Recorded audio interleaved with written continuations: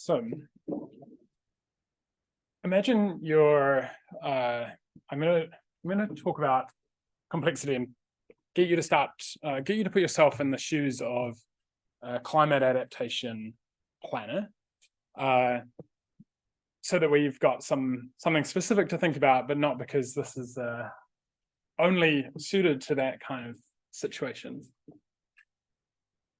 Essentially, what we have to do then is think about when you've got both spatial and temporal variation in complexity, in risk and uncertainty, or risk including uncertainty.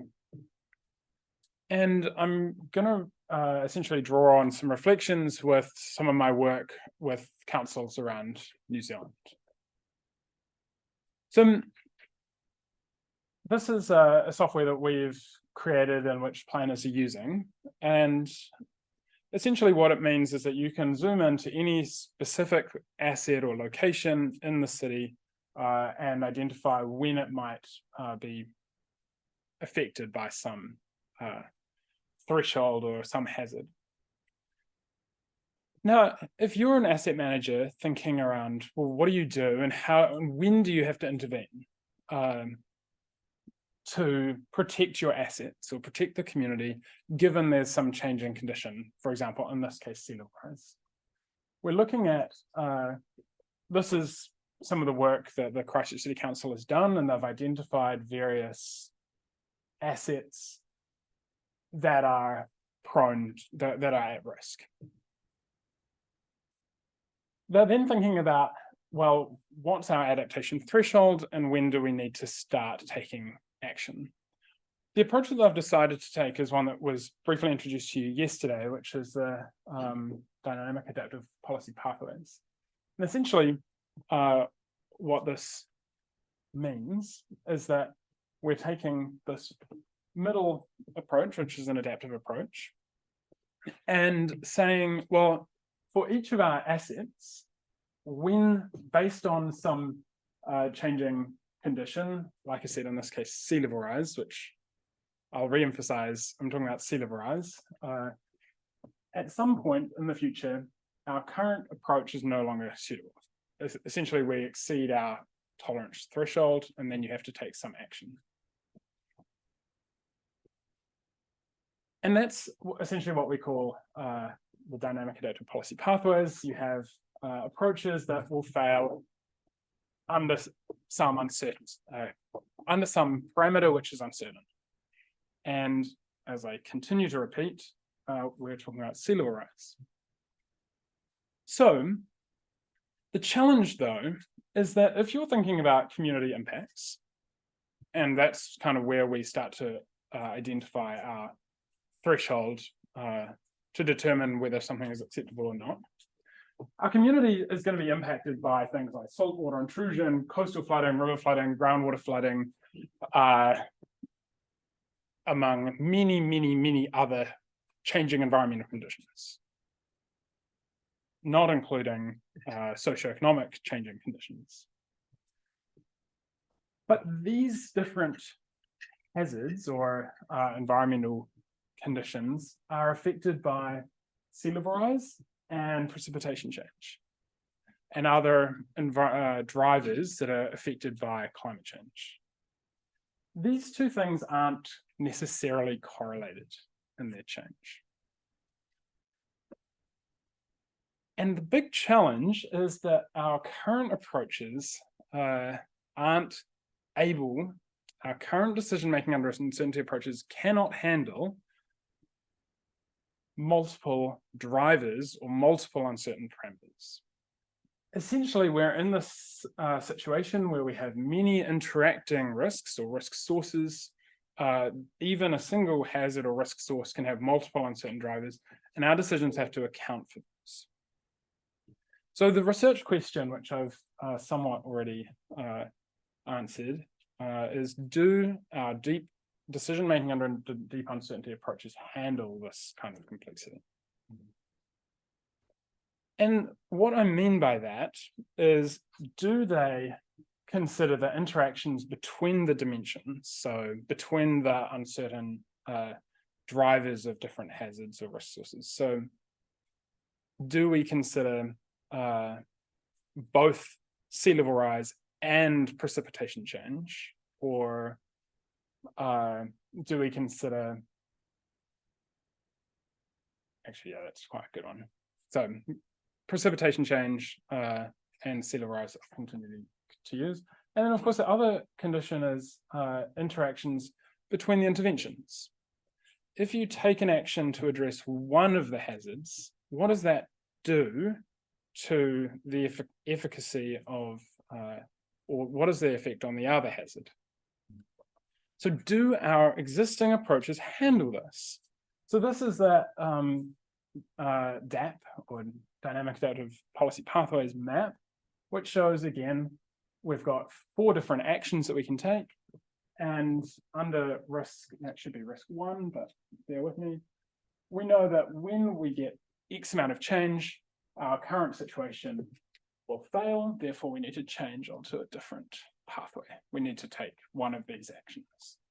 If we take action B, we know that action B will fail at this point. Now we need to move on to either action A, C, or D.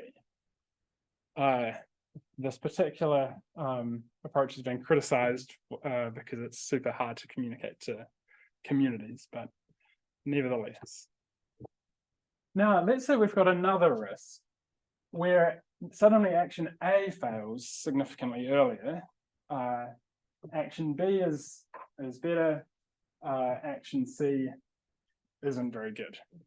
Now we've got these 2 dimensions of a risk source or a hazard. And what you end up with is this kind of n-dimensional space, or n-dimensional satisficing or satisfactory space, where an action that you originally thought would be suitable forever might fail because of this other changing parameter or changing environmental condition that we haven't considered.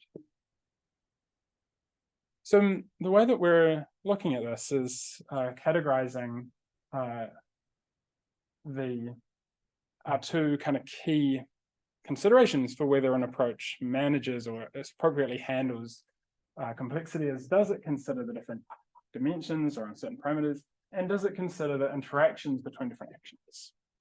If it doesn't consider the actions between the interactions between the actions, then we're operating in what we'd call a single risk.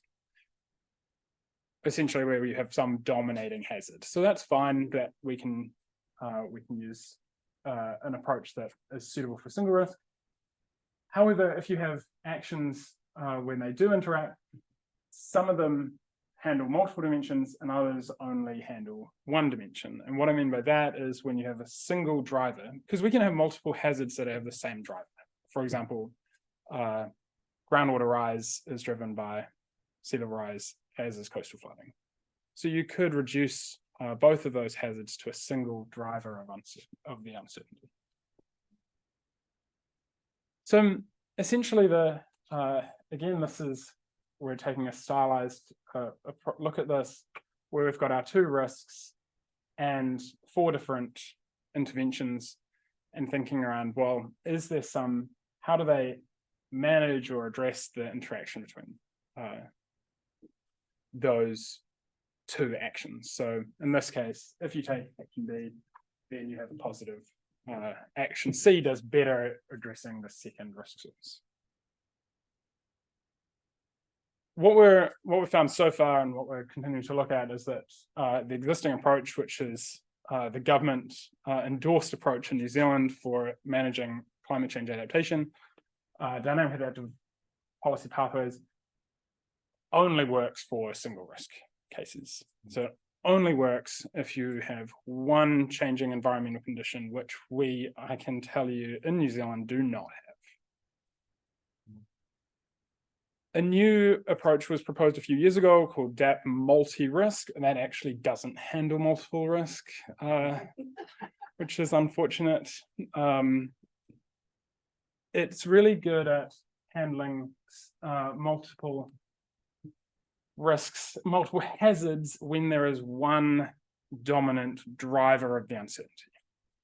So if you can map both of those hazards to a single changing condition, so like I said, coastal flooding and groundwater rise, but if you add in some other dimension, it doesn't work.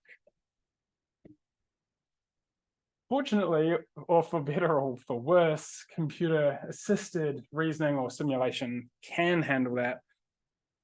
But suddenly you've got these huge simulations that are required before councils or communities can start thinking about this. So yes, things like robust decision-making are suited because you can just throw everything into the black box.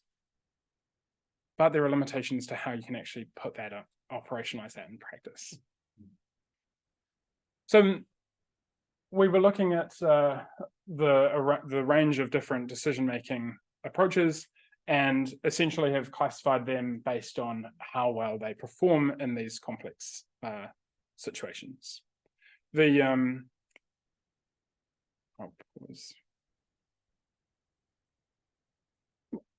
What we've done is taken all of the we've taken the classic taxonomy of different decision-making under deep uncertainty approaches.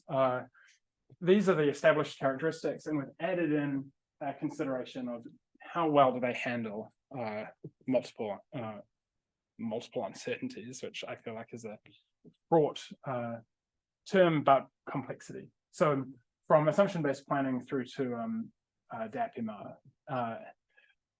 So our first sort of foray into this has been to develop a taxonomy, including what we've called a approach selection key. This is work that we've been doing with councils to say, well, based on your situation, what approach should you consider or should you use? Essentially, a flowchart to step a decision maker or a potential decision maker through all of the different decision-making under deep uncertainty approaches. But like I said, the key challenge is that there's a gap in how complex is that decision-making approach. This is the work that we're looking at, but in my view is a critical challenge because communities today are making decisions that are quite consequential, and the research and supporting methodology just is not there to support them. Thank you.